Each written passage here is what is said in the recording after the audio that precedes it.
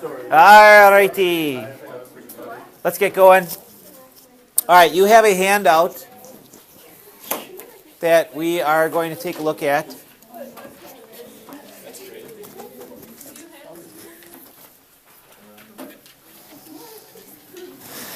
So, what I'm going to do today is, for starters, I'm going to restate the Fundamental Theorem of Calculus and how it relates. And so, everything I say today should be now something that you know down pat. Okay? It's something that you should recognize and say, oh yeah, that's like old news. I can do that. All right?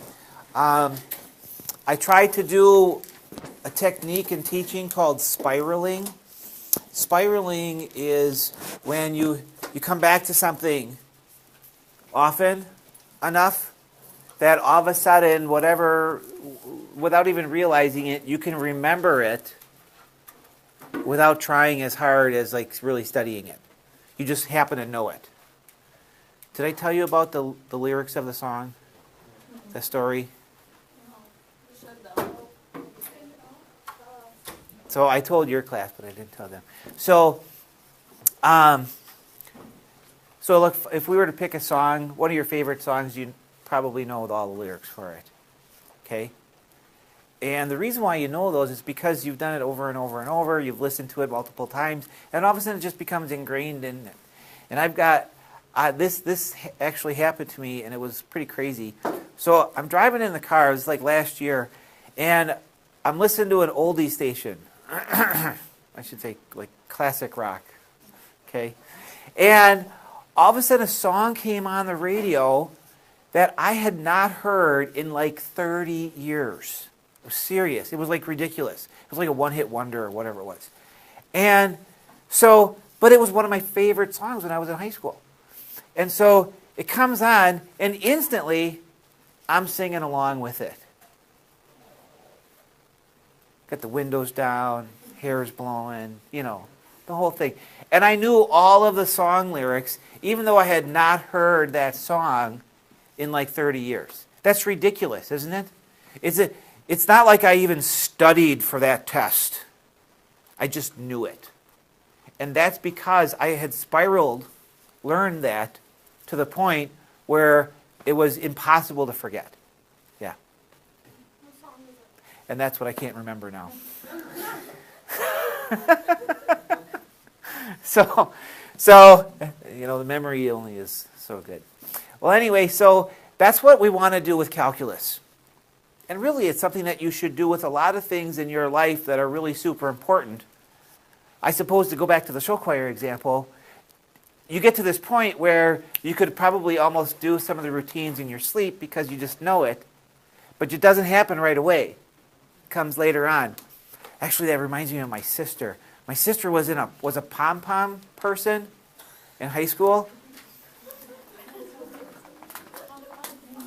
And we were on a trip with our family, and a song came on that she knew a routine to, and all of a sudden her hands started doing the thing, you know, with the pom-poms. It was just it was like second nature. It just started happening. So show choir people probably, when a song comes on that you're familiar with, you probably start thinking about that routine. I'm just guessing. Okay? And it just happens. So that's what we want to do with the Fundamental Theorem of Calculus. Okay? So that's what I'm doing here. So let's restate it and then talk about what's going on here. So the Fundamental Theorem of Calculus, you don't have to copy any of this down because I've already said it, but I may say something in a different way that you might want to just jot down a note too. This is the most important thing this semester, the Fundamental Theorem of Calculus. And here's what it looks like.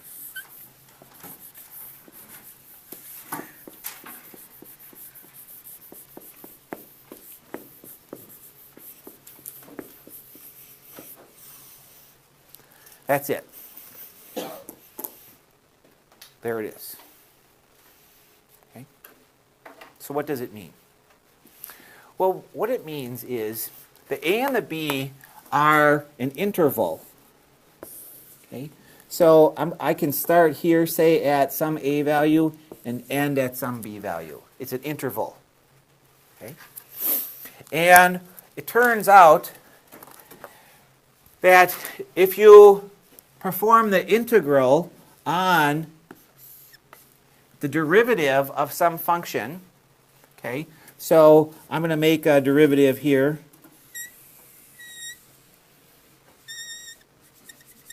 Okay, this right here is f prime of x on the interval from a to b. Okay. If you know the derivative of a function, you can use the integral and the limits, the lower and the upper limits, to tell how much the function changed by. So this represents the net change in the function f of x on the interval from a to b. It's just simply taking f of b and subtracting f of a, and it happens to be equal to this integral. Well, the integral actually represents a series of areas.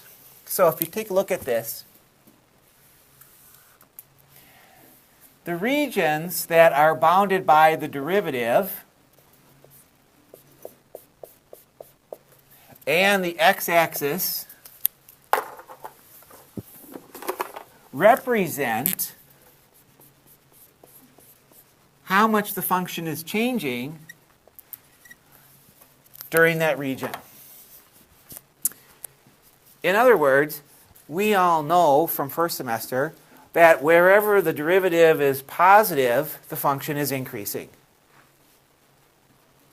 So we know the function itself, f of x, is increasing from this point to this point because f prime is positive. The amount that it's increasing is the area that's bounded by the derivative and the x-axis.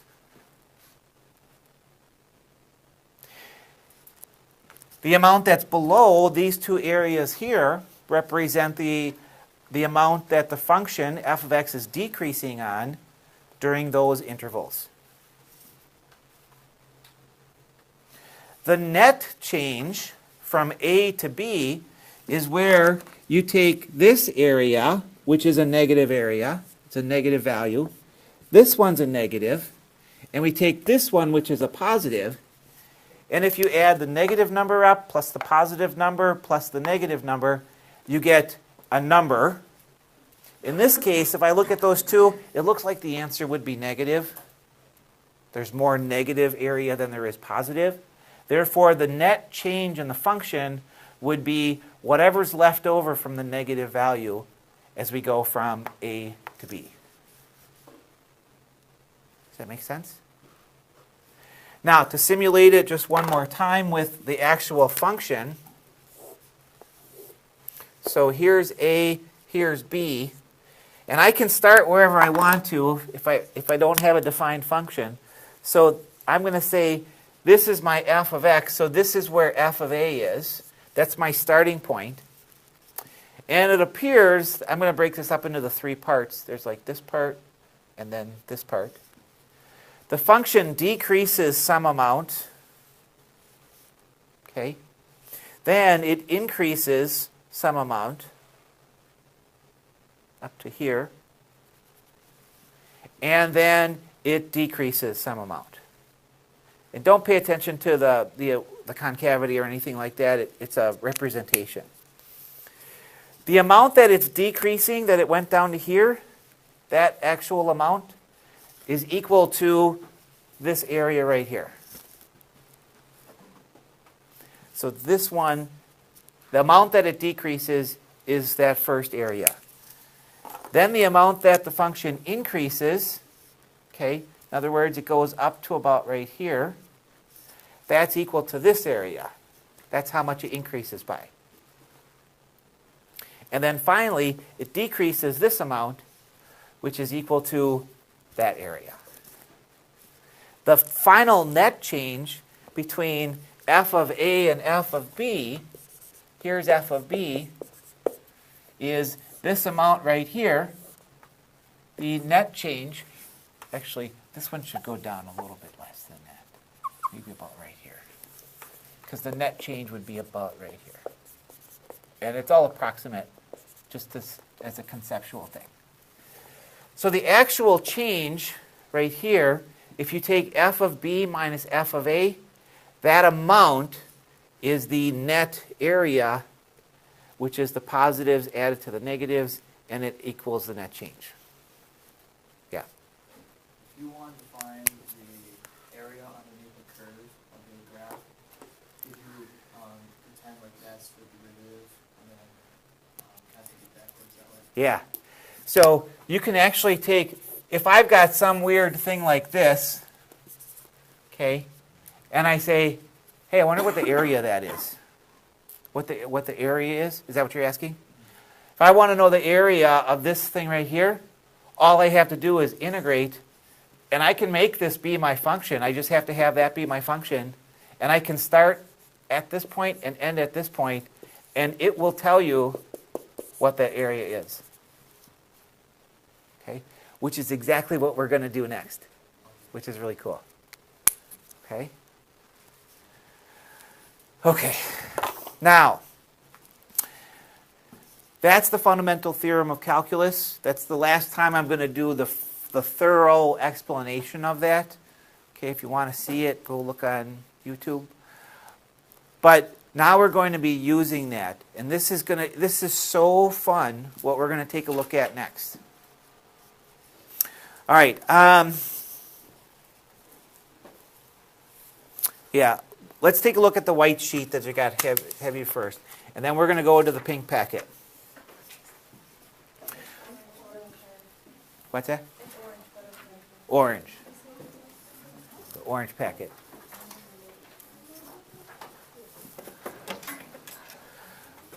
Okay, so what you see in front of you, open to the side that has position function on it. Okay, there's two sides. And so my wife and I took a trip up north to visit some friends who live way up north. And so it's about a 6.5 hour drive. That's a pretty far drive. It's up near Ashland, which is way up there. Okay. And so, you know, I'm a fun guy. I'm a good date. Just ask my wife. So what I decided to do was record how many miles we traveled after each half hour. Because I'm a fun guy. Okay? So I put it into a spreadsheet when I got home and I graphed it. That's the kind of guy I am. Okay? So this is how it came out. So every half hour, I glanced down at the odometer and I marked down how many miles we went. Okay? And so when we finished, when we pulled up to their place, it was 6.5 hours and it was a total of 331 miles. Okay?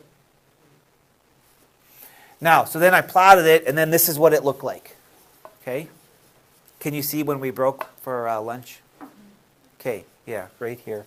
We were going 0, but you can't quite tell very easily on here. All right, so look at this. This is really important right here. Our average velocity on our trip. What was my average velocity? Well, it's equal to the average rate of change. When you talk about rate of change, that's what this is. Average rate of change, it was 331 miles divided by 6.5 hours, which is 50.9 miles per hour. What does 50.9 miles per hour have to do with this picture right here?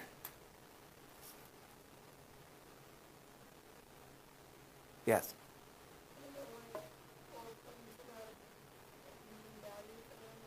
It's really, yep, it's really close to that. Can anybody give me specifically what 50.9 miles per hour has to do with this picture? See it? It's the slope. Okay, what I want you to do is draw a line that goes from here to here, from the first point to the last point.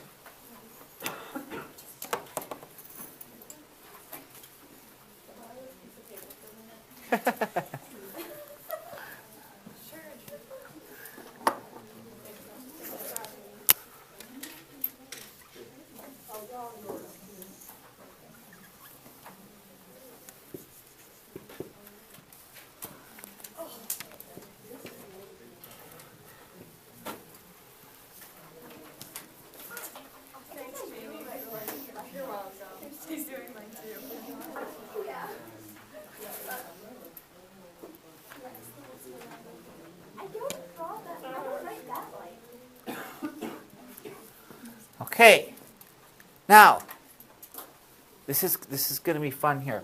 What are the units on this? 50.9 miles per hour, right? How do we identify slope? Rise over run. So look at, we rise and we run, and the rise is the miles, and the run is the hours. Okay? All good? Okay. Now, mean value theorem, what Christina was talking about is, this is a continuous function. I had to be somewhere at every single time. Mean value said, at some moment, there had to be at least one moment where I was going exactly 50.9. It would be impossible to not go 50.9 at least once. Okay, so there were multiple times. I can see one about right here where I was going 50.9. Okay, and it looks like there's a lot of them that I was. Okay, flip this thing over now.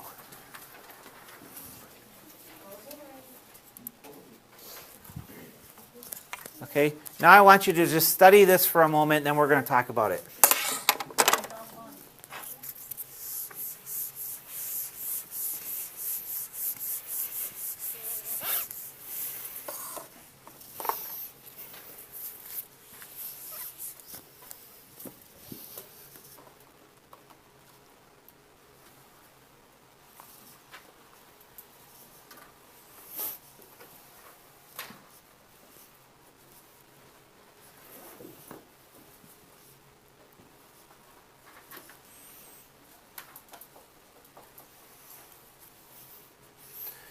All right, see what's going on here? So I multitasked. So not only did I write down how far I was, I also glanced at the speedometer and I wrote down how fast I was going. Pay no attention to the speeding. That's not that bad though. 70 miles per hour is the speed limit. If you actually did this, or you just like... I did it. Ask my wife. Didn't they change like the speed limit on highways to 75 though, so technically you were going slow? Yeah, I was in the right lane. Although I'm assuming this was before they changed it. It was.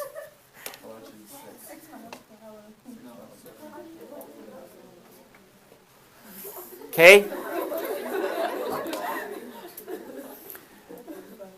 How do I what?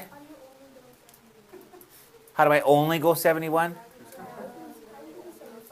Cruise control. Cruise control. So I was on cruise control for quite a lot of time. See, I had to go just fast enough to not get pulled over. Fast enough not to get pulled over. Yeah. No, like it's 75. Yeah, this was when it was 65.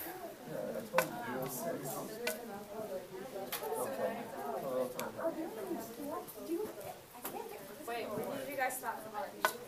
I believe it was in Wausau. Was it McDonald's? No, it wouldn't have been McDonald's. What was then? This is what Jamie and I were discussing. Qdoba, probably.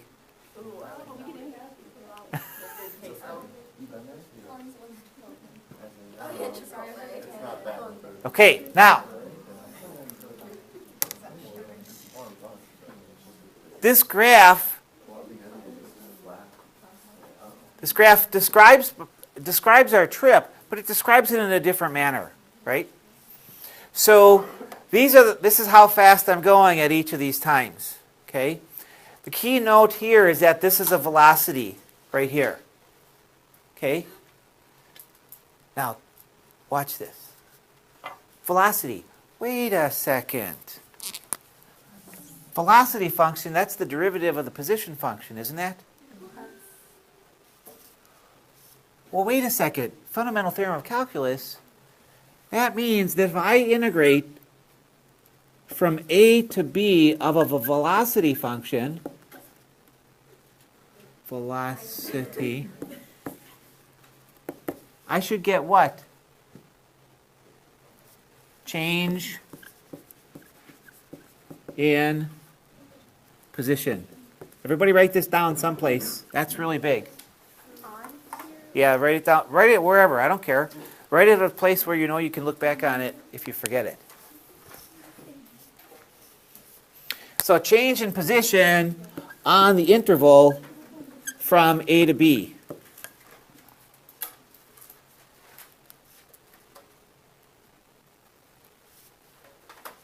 Because everybody recognizes, right, that the velocity is the derivative of the position. So if we integrate over the velocity, we should get change in position over the interval. Right? So wait a second. But that integral has to do with that whole area thing. And if that means that this graph is a velocity, that's the derivative. So the distance that I traveled is in here somewhere. Where is it?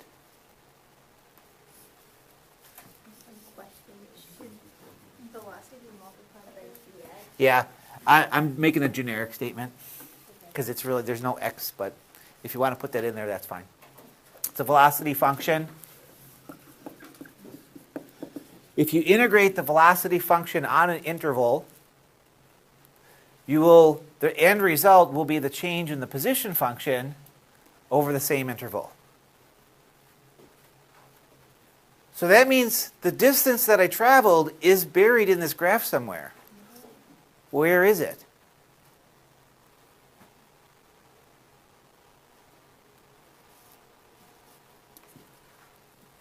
Say it, Kayla.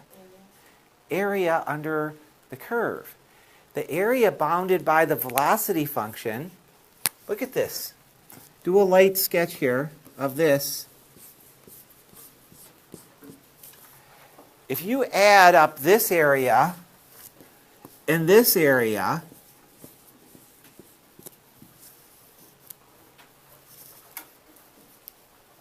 you will get the distance that we actually traveled.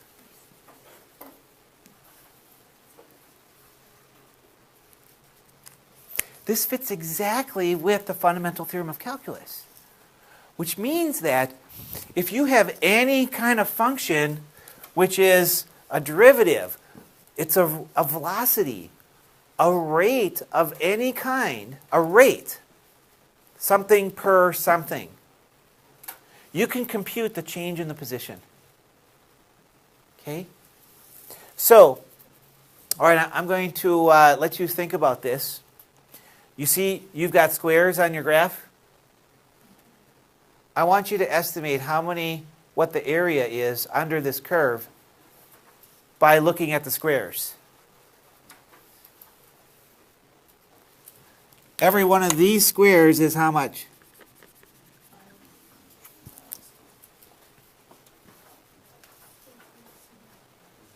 It's how much? 5. We got 5 times, well, this is,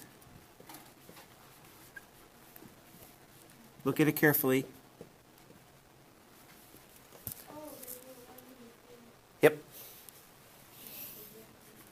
So how much is this?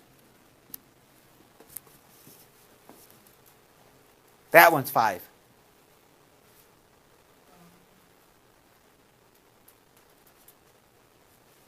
Am I saying that right? 1, that's 5.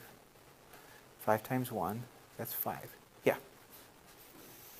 5 times 1 is 5. Okay, tell me Tell me what's the square area. Now obviously this is all jagged. I want you to see if there's a good way that you could possibly think about how the area is. You can do like counting here.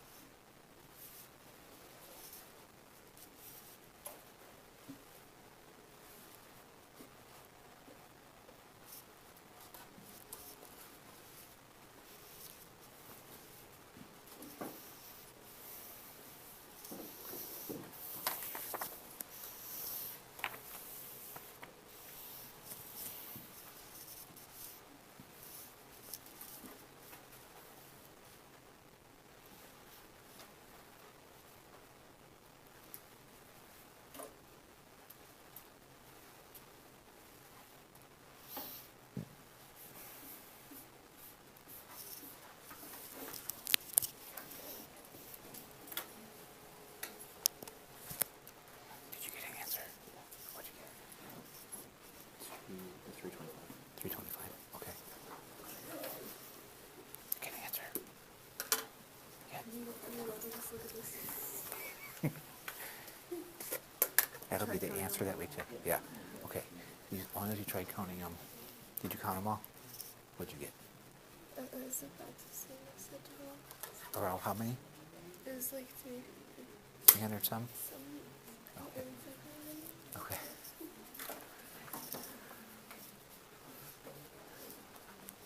Hi. Hi.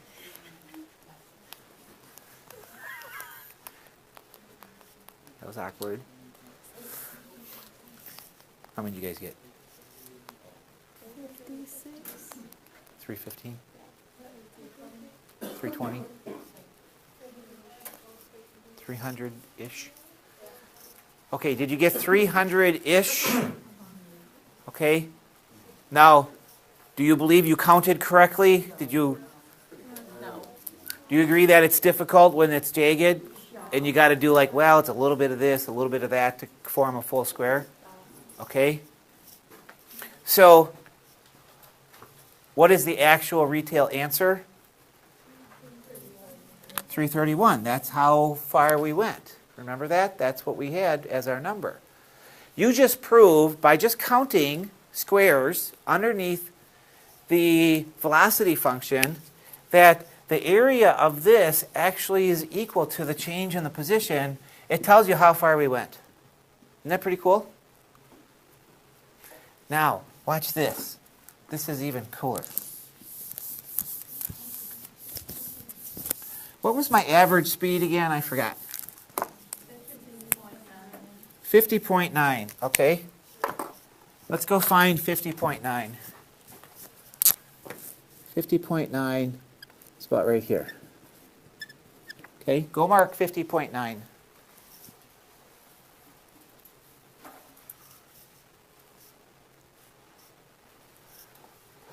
What does 50.9 have to do with the answer of 331 and the graph?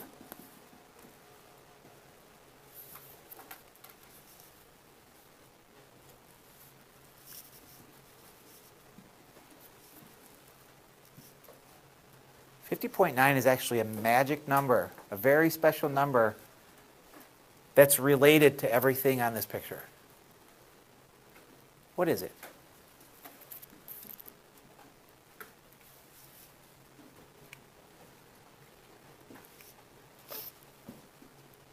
Harry? It's the average velocity. Aren't these all velocities? So if you were to like find all the velocities, add them up, divide by how many there are, that would be the average. Okay? Draw a line straight across at 50.9.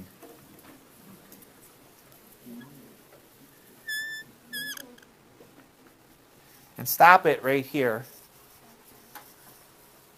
Stop it at the 6.5.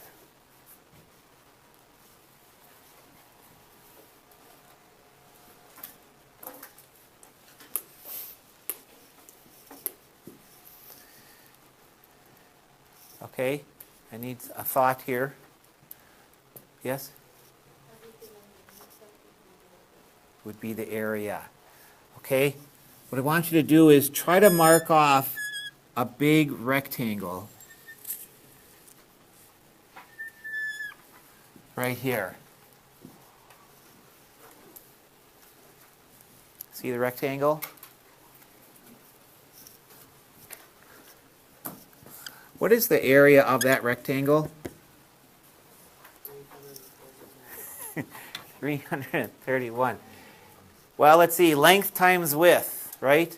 Length times width, 50.9 times 6.5, right? Equals how many? 330.85. So that's 331.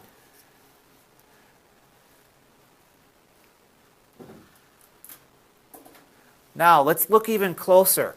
This is amazing. Length times width, right? Okay, big deal. I forgot the units. This is big. This is so important. Don't miss out on this. What are the units here?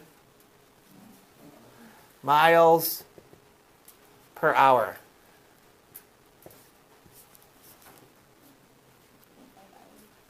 .5 hours.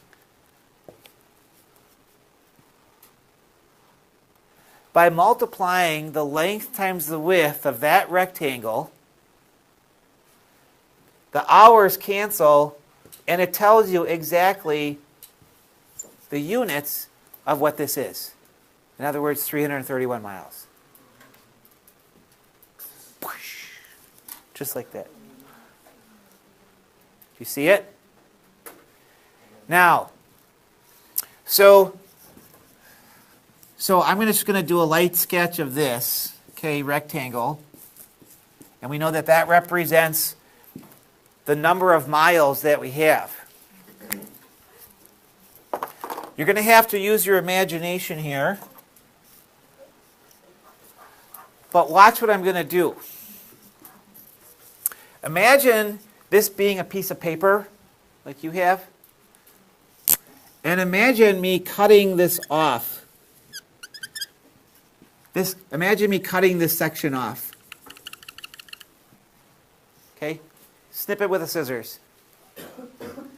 And then I'm going to cut this section off with the scissors. Cut that off. You see it? Now I got the two pieces right here. Okay? I got the two pieces here. What's magical about those two pieces? They fit in the empty spots right here. This goes in here, here, here. They all fit. It perfectly fit. It's like it melts it into one big rectangle.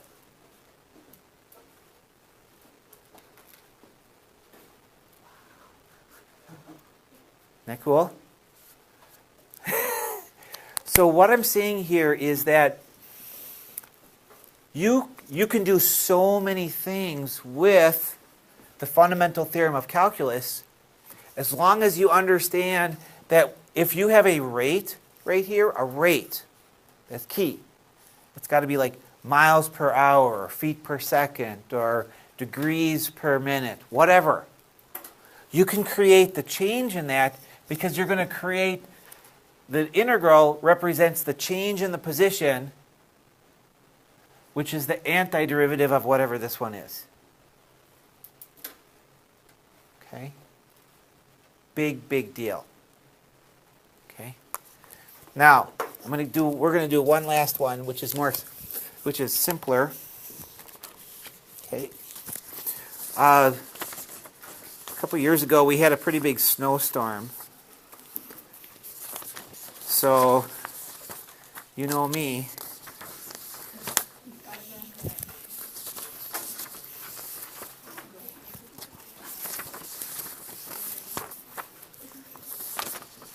Oh, I was a fun kid, too. Guarantee that. Thank you. No nerd going on here.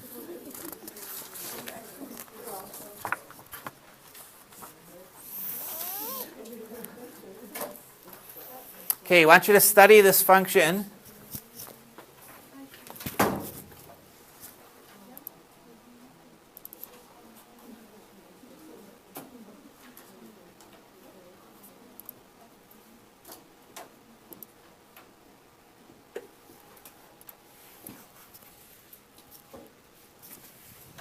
Okay, I want you to study this.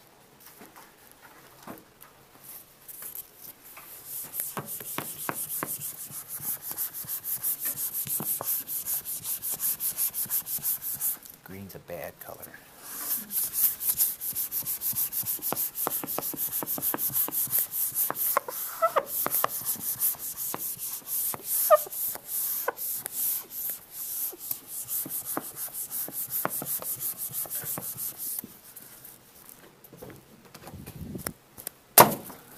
There. Okay.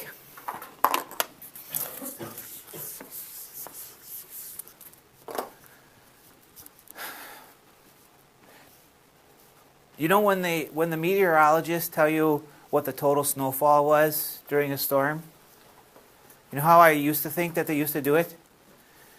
I used to think that before they started, they like stuck a ruler in the ground and like measured how high the snow was, if there was any to begin with. And then afterwards, they said, yeah, I think it's about right. And then we'll go out there and we'll stick the ruler in there and then just tell what the difference was and say, well, there was, 6 inches of snow. They don't do that. They use calculus. Okay?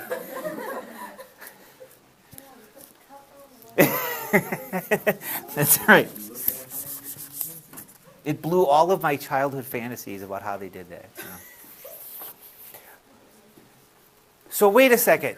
They use calculus to determine how much snow fell? Well, that's weird. How do they do that? What's calculus got to do with a snowfall?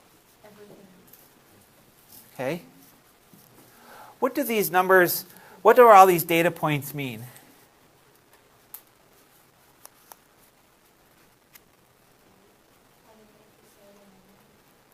Is this how many inches have fallen? It's the rate that the snow is falling at that time. Okay? And apparently they have instruments that can measure that in a better way than they can anything else. So look at, this is, how many, what is that unit? Number of hours. So this is hours here. This is a rate per hour for the snow at any given time, and all they did was plot it. What's the key here? The key here is that it's inches per hour. Write down here that this is a rate. That's big. That's important to note that it's a rate.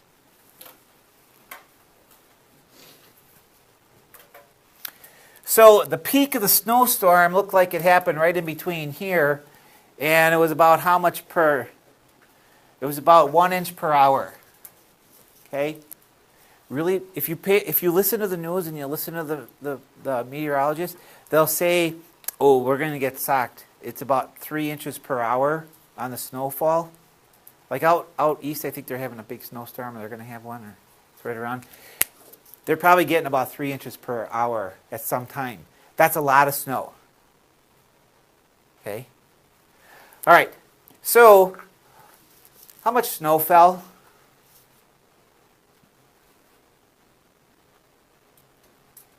Where's the answer?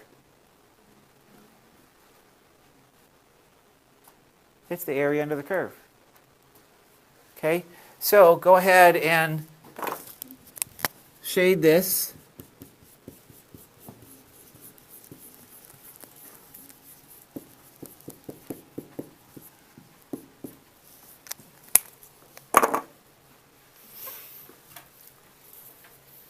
And let's write an integral.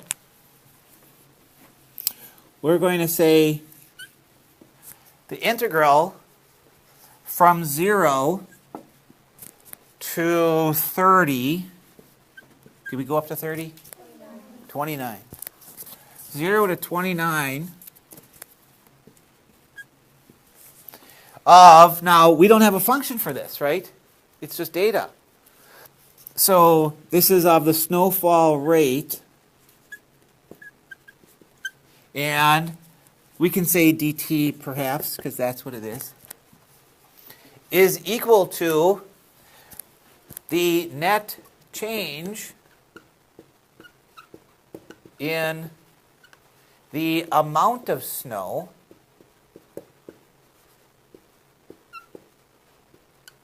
from t equals 0 to t equals 29.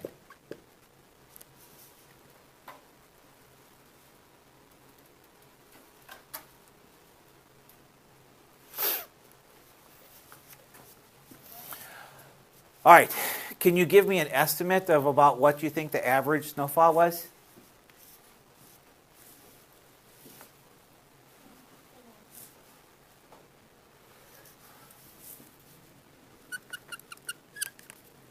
Somewhere in here? Okay. Now we're just approximating it. So if we go all the way across here and we go down and we say, let's let that rectangle represent the area, we'd be snipping off these, you know, and putting them here and here where they belong to fill up the rectangle. We multiply those two. So if you said, oh, it's about 0.4 inches per hour multiplied by, this is 29 hours,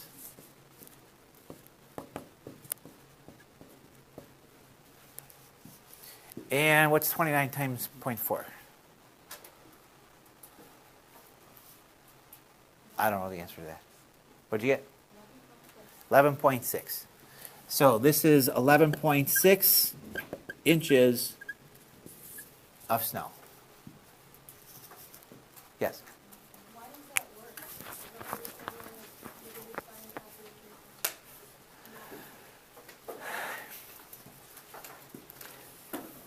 work? We're out of time, but we'll talk about it. Did you just like guess the average? On this one, we just approximated the average. Okay? Go look back at the one.